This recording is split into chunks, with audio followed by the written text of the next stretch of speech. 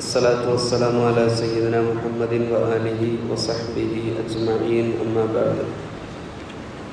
വിശുദ്ധ ഖുർആനിലെ സൂറത്തുൽ മാഇദയിലെ 34-ാമത്തെ ആയത്ത്, ഫബഅസല്ലാഹു ഗുറാബൻ യബ്ഹസു ഫിൽ അർളി ലിയുരിയഹു കൈഫ യുവാരി സൗഅത അഖി.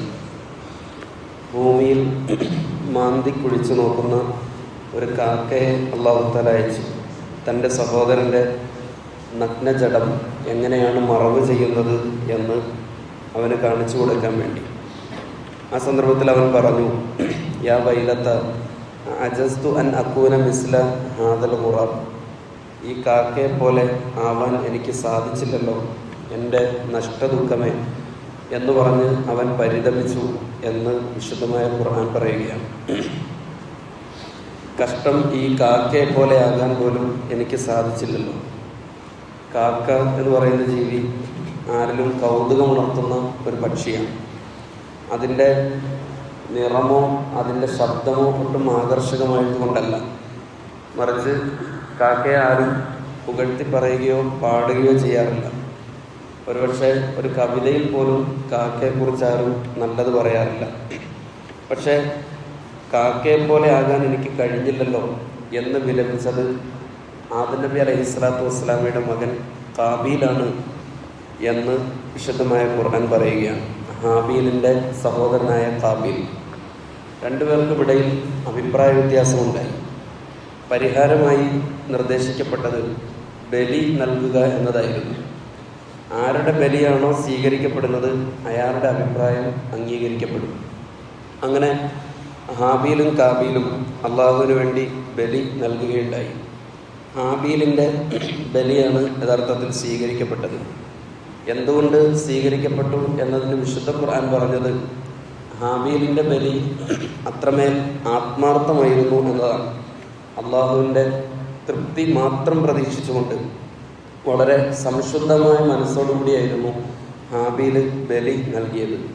അഹങ്കാരത്തിൽ നിന്ന് മുക്തമായ, അതേപോലെ അസൂയയിൽ നിന്ന് തീർത്തും മുക്തമായിട്ടുള്ള ഹൃദയമായിരുന്നു ഹാബീലിൻ്റേത്. അദ്ദേഹത്തിൻ്റെ ജീവിതം തന്നെ ഒട്ടും കളങ്കമില്ലാത്തതായിരുന്നു. എന്നാൽ നേരെ മറിച്ച് കാബീലിൻ്റെ ബലി സ്വീകരിക്കപ്പെട്ടില്ല. എന്തുകൊണ്ട് സ്വീകരിക്കപ്പെട്ടില്ല എന്ന് ഖുർആൻ പറയുന്നത് അദ്ദേഹത്തിൻ്റെ ബലി ഒട്ടും ആത്മാർത്ഥമായിരുന്നില്ല. കടുത്ത അഹങ്കാരത്താൽ നീറിപ്പുകയുന്ന മനസ്സായിരുന്നു യഥാർത്ഥത്തിൽ കാബീലിനുണ്ടായിരുന്നത്. തൻ്റെ സഹോദരനോടുള്ള അകം നിറയെ വെറുപ്പും അസൂയയുമായിരുന്നു ആ മനുഷ്യനുണ്ടായിരുന്നത്. വിശുദ്ധ ഖുർആൻ രണ്ടുപേരുടെയും ചരിത്രം പറഞ്ഞിട്ട് പറഞ്ഞു വയ്ക്കുന്നത് ആത്മാർത്ഥതയും സത്യസന്ധതയും നന്മയുമുള്ള കർമ്മങ്ങൾ മാത്രമേ അള്ളാഹു തആല സ്വീകരിക്കുമെന്നാണ്.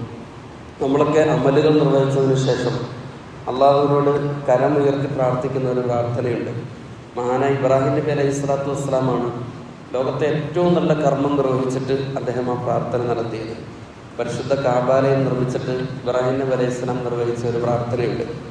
ഇബ്രാഹിം അലൈഹിസ്സലാം കാബ നിർവഹിച്ചതിന് സമാനമായ അമലാണ് ഞാൻ നിർവഹിച്ചത് എന്ന ഉൾപ്പുളകത്തിൽ നമ്മൾ പലപ്പോഴും ആ പ്രാർത്ഥന നിർവഹിക്കാറുണ്ട്. റബ്ബനാ തഖബ്ബൽ മിന്നാ ഇന്നക അൻതസ് സമീഉൽ അലീം വതുബ് അലൈനാ ഇന്നക അൻതത് തവ്വാബുർ റഹീം. അല്ലാഹുവേ, ഞങ്ങളുടെ കർമ്മങ്ങളെ നീ സ്വീകരിക്കണമേ. പക്ഷേ യഥാർത്ഥത്തിൽ അത്തരത്തിൽ നമ്മുടെ കർമ്മങ്ങൾ സ്വീകരിക്കപ്പെടാൻ മാത്രം സത്യസന്ധവും ആത്മാർത്ഥവുമാണോ എന്നത് ഹാബീലിൻ്റെയും കാബീലിൻ്റെയും ചരിത്രം മുന്നിൽ വെച്ചുകൊണ്ട് നമ്മൾ പരിശോധിക്കേണ്ടതാണ്. അസൂയ എന്ന് പറയുന്നത് മനസ്സിൻ്റെ സ്വസ്ഥത കെടുത്തിക്കളയും. പക എന്ന് പറയുന്നത് ഒരാളുടെ പക്വത നഷ്ടപ്പെടുത്തിക്കളയും. തൻ്റെ ബലി സ്വീകരിക്കപ്പെട്ടതോടുകൂടി കാബീലിൻ്റെ അസൂയയും പകയും 10 മടങ്ങ് വർദ്ധിച്ചു എന്ന് മാത്രമല്ല, തൻ്റെ സഹോദരനെ നോക്കി അഹങ്കാരത്തോടുകൂടി കൊലവിളി നടത്തുന്നത് വിശുദ്ധ ഖുർആൻ പറയുന്നുണ്ട്. ഞാൻ നിന്നെ കൊല്ലുക തന്നെ ചെയ്യും എന്ന് കാബീൽ ഹാബീലിനോട് പറയുന്നത് വിശുദ്ധ ഖുർആൻ സൂറത്തുൽ മാഇദയിൽ ഉദ്ധരിക്കുന്നുണ്ട്. എന്നാൽ ഹാബീൽ എന്ന് പറയുന്ന ആദം അലൈഹിസ്സലാത്തു വസ്സലാമയുടെ നിഷ്കളങ്കവും ആത്മാർത്ഥവുമായ മനസ്സുണ്ടായിരുന്ന ഹാബീലിനെ നിയന്ത്രിച്ചിരുന്നത് അള്ളാഹുവിലും പരലോകത്തിലുമുള്ള അടിയുറച്ച വിശ്വാസമായിരുന്നു. അതുകൊണ്ട് തന്നെ വിട്ടുവീഴ്ച അദ്ദേഹത്തിൻ്റെ ഏറ്റവും പ്രധാനപ്പെട്ട സ്വഭാവ ഗുണമായിരുന്നു. അദ്ദേഹം ഹാബീൽ ശാന്തമായി പറയുന്നത് ഖുർആൻ പറയുന്നുണ്ട്, എന്നെ കൊല്ലാൻ നീ എൻ്റെ നേരെ കൈ നീട്ടിയാലും നിന്നെ കൊല്ലാൻ ഞാൻ നിന്റെ നേരെ കൈ നീട്ടുകയില്ല ഹാബീൽ. തീർച്ചയായും ഞാൻ പ്രപഞ്ചനാഥനായ അള്ളാഹുവിനെ ഭയപ്പെടുന്നു. ഇത് യഥാർത്ഥത്തിൽ ഹാബീലിൻ്റെ മനസ്സ് നമ്മളൊക്കെ ഏറ്റെടുക്കേണ്ടുന്ന കർമ്മങ്ങൾക്ക് പിന്നാലെയുള്ള നമ്മുടെ മനസ്സിനെ സംശുദ്ധമാക്കേണ്ടതിൻ്റെ ആവശ്യകത സൂചിപ്പിക്കുന്ന വളരെ മനോഹരമായ ഒരു വാചകമാണ്. സഹോദരൻ്റെ ഈ മനോഹരമായ പ്രതികരണം കാബീലിനെ അല്പം പോലും സ്വാധീനിച്ചില്ല. അയാളുടെ മനസ്സ് കരിമ്പാറയേക്കാൾ കടുത്തതായിരുന്നു, ഒരല്പം അലിവ് പോലും ഇല്ലാത്തതായിരുന്നു. കാബീൽ അവസാനം ചെയ്തത് കൂർത്തുമൂർത്ത കല്ലെടുത്ത് ഹാബീലിനെ ഇടിച്ചും അടിച്ചും കുത്തിയും കൊന്നു. ലോകത്തെ ആദ്യത്തെ കൊലപാതകം ഭൂമിയിൽ സംഭവിക്കുകയാണ്. മലക്കുകൾ മനുഷ്യരെ സൃഷ്ടിക്കാൻ വേണ്ടി തീരുമാനമെടുക്കുന്ന സന്ദർഭത്തിൽ അള്ളാഹുവോട് പറയുന്ന ഒരു ചോദ്യത്തിൻ്റെ അർത്ഥഗർഭമായിട്ടുള്ള ഒരു പ്രഖ്യാപനമായിരുന്നു യഥാർത്ഥത്തിൽ ആദ്യത്തെ കൊലപാതകത്തിലൂടെ ഉണ്ടായത്. ഭൂമിയിൽ ആദ്യമായി മനുഷ്യൻ്റെ ചുടുചോര ചീന്തി. ആയിരക്കണക്കിന് 67,000 മനുഷ്യരെ കൊന്ന ബെഞ്ചമിൻ നെതന്യാഹുവിൻ്റെ അയാൾ ചെയ്ത പാപഭാരങ്ങൾ മുഴുവൻ ഭൂമിലോകത്ത് നടക്കുന്ന എല്ലാ കൊലപാതകത്തിൻ്റെയും അതിൻ്റെ മിസ്ല സവാബ് കാബീലിനായിരിക്കും ലഭിക്കുക എന്ന് പ്രവാചകൻ സല്ലല്ലാഹു അലൈഹി വസല്ലം തങ്ങൾ വിശദീകരിക്കപ്പെടുന്നുണ്ട്. നന്മ നിറഞ്ഞ മനസ്സുണ്ടെങ്കിൽ മാത്രമേ അല്ലാഹു തആല കർമ്മങ്ങൾ സ്വീകരിക്കൂ എന്നത് വളരെ പ്രസക്തമാണ്. പകയും അഹങ്കാരവും അതേപോലെ തന്നെ മറ്റുള്ളവരോടുള്ള വിദ്വേഷവും വെച്ച് പുലർത്തി നടക്കുന്ന ഒരാളുടെയും കർമ്മങ്ങൾ അല്ലാഹു തആല സ്വീകരിക്കില്ല എന്നതാണ്. സത്യവിശ്വാസത്തിൻ്റെയും സത്യനിഷേധത്തിൻ്റെയും അനന്തരഫലം എന്ത് എന്ന് പഠിക്കാൻ ഏറ്റവും നല്ല ചരിത്രമാണ് ആദം അലൈഹിസ്സലാമയുടെ 2 മക്കളായിട്ടുള്ള ഹാബീലിൻ്റെയും കാബീലിൻ്റെയും ചരിത്രം.